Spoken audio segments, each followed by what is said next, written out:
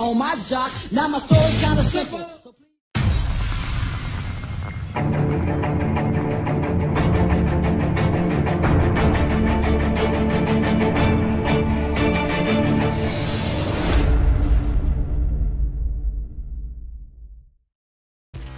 What's going on, guys? As you can see from the title, I am starting a mini cut. But before we get into that, what you're watching on the screen is some footage from a recent leg day. Now my hamstring is still bothering me. What I did is I worked up to 315 for a single, which I used that as my test weight to see how my hamstring was feeling. It felt fine going into it, but once I hit 315, it started hurting. So I just did light pause squats. That way, I could give my hamstrings a little bit of a rest, but still get some work done.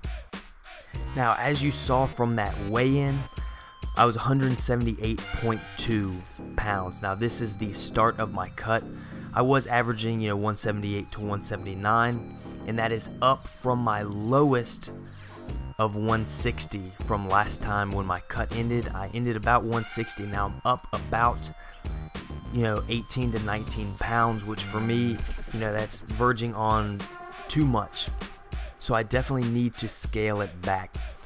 And that's one mistake I've made in the past when it comes to bulking, is I've let myself get too fat, causing me to then have to cut for a very long time. My last cut lasted 6 months, and the last month is when I lost a ton of strength and subsequently lost muscle mass. The goal when making progress, to strength or physique goals, is to spend more time in a calorie surplus than you do in a deficit. So I'm going to take about 6 to 8 weeks to just trim off some of this excess fat that I've put on from bulking. And hopefully by keeping the cut short, I can minimize muscle and strength loss. I'm hoping to get down to around 162 to 165. But I'm not really concerned about the numbers. The point of this cut isn't to get, bodybuilding show ready or to get absolutely shredded, but it's really just to maintain my body, fat percentage, try to keep it, within a reasonable point. And this is to try to avoid having to do another 6-month long cut in the future. Also, I want to stay in the same, weight range. I don't want to let it get too out of control, because what happens is when you put on too much weight and, get into like a different weight class almost, your leverages kind of change. The way your body performs movements change. So like when I was 200 pounds and then I was 160 pounds, I had to squat differently. Now, the changes weren't major, but there were slight technique differences on how I had to squat. There are also some other benefits to staying lean, like the percentage of, when you're bulking, the percentage of the calories that go towards building muscle or being put to storage as fat, that ratio is higher towards the muscle side when you're leaner. Plus, you look better when you're leaner. You also look bigger when you're leaner. But more on that in a second. I got a little clip for you guys.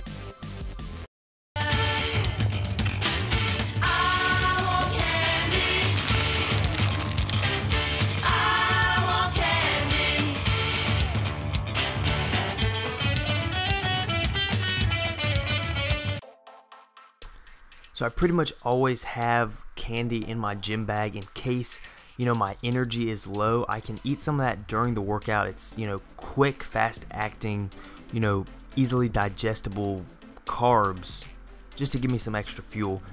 But back to what I was saying before, they say the best way to look like you've gained 10 pounds of muscle is to lose 10 pounds of fat. And that was definitely true with me. When I was 160 pounds, people would ask me, how much I weighed, but before they would guess, 190, 200 pounds, but I was 40 pounds less than that.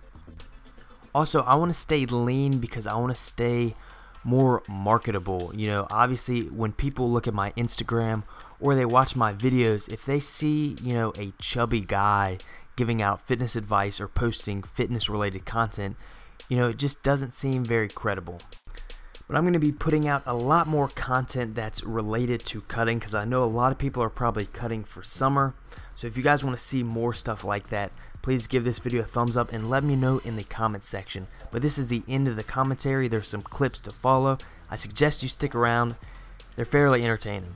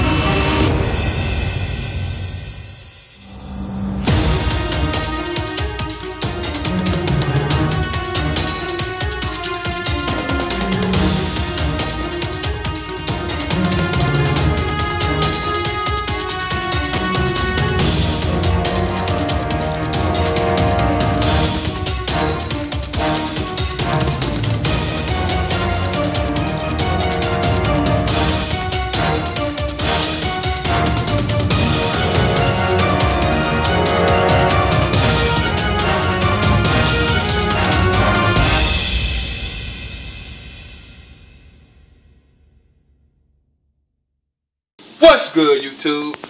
You know who it is. Chris Jones. Damn, man. GAF, man.